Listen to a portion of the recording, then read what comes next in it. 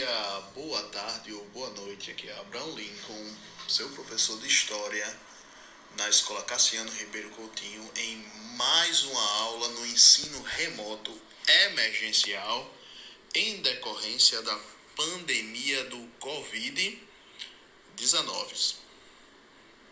Meus alunos, hoje a gente vai falar sobre as características do Estado moderno. E, de antemão, eu quero explicar a vocês que o que cargas d'água é este Estado moderno. Esse Estado moderno é a realidade política que nós vivemos hoje, meus alunos, onde há uma força legislativa, a lei, e há funcionários que regem, que organizam a administração pública, como juízes, como promotores, como prefeitos, como deputados, senadores, vereadores, presidente da República.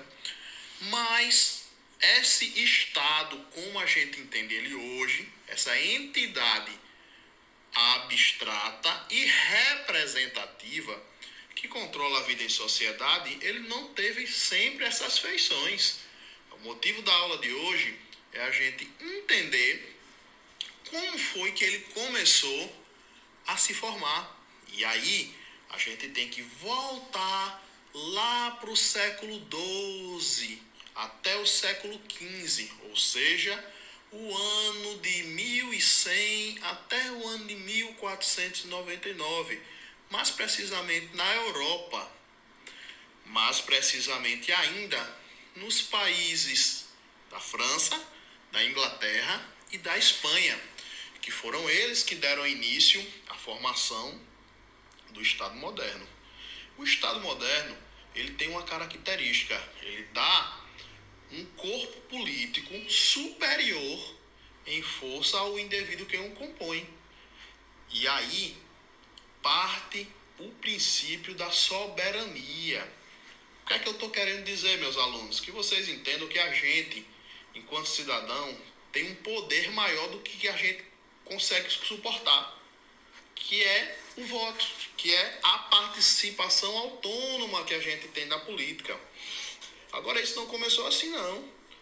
Lá, nessa época que eu estou falando para vocês, o poder da igreja, o poder de lideranças religiosas, o poder da influência do Papa era muito forte na administração pública.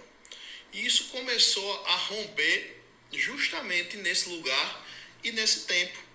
As principais características que deram início ao Estado moderno foram 4. E eu quero que vocês prestem muita atenção nessas 4 principais características, que foi a autonomia do governo perante lideranças religiosas e o Papa.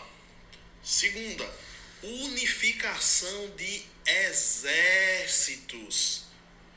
Claro que o governante, o regente, tinha que ter a sua defesa para impor sua vontade. Depois teve também a unificação do sistema monetário e a organização de arrecadação dos impostos. Vocês estão entendendo o ciclo?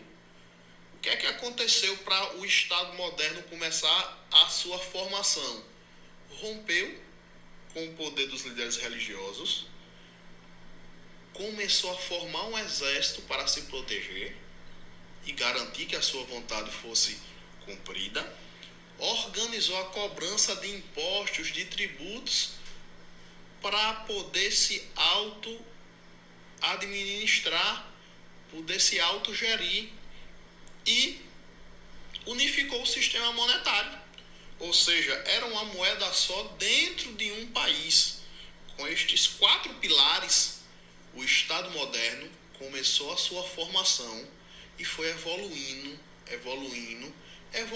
com o tempo, até chegarmos aos moldes atuais, que temos um Estado moderno relativamente organizado, porque essa entidade abstrata que é o Estado, eu chamo de entidade abstrata porque a gente não pega, a gente não toca no Estado.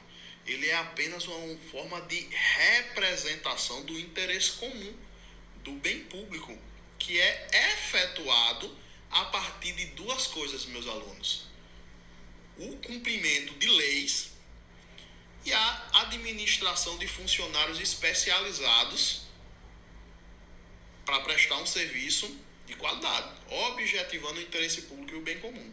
Mas até chegar nesse caminho que nós estamos ainda trilhando hoje, foi preciso lá atrás a gente se remeter ao século XII e ao século XV para entender o que aconteceu na França, na Inglaterra e na Espanha. E, feito esse breve resumo, eu quero que vocês entendam as principais características que eu vou resumir aqui. 4 características deram origem ao Estado moderno: governo separado de lideranças religiosas e da influência do Papa, unificação do sistema monetário, manutenção de exércitos e organização da arrecadação de impostos. Este foi o pontapé inicial para a formação e suas características do Estado moderno, que eu dou por encerrada a aula de hoje. Vai haver um pequeno exercício para vocês responderem e o material em PDF para complementar esta aula de vídeo.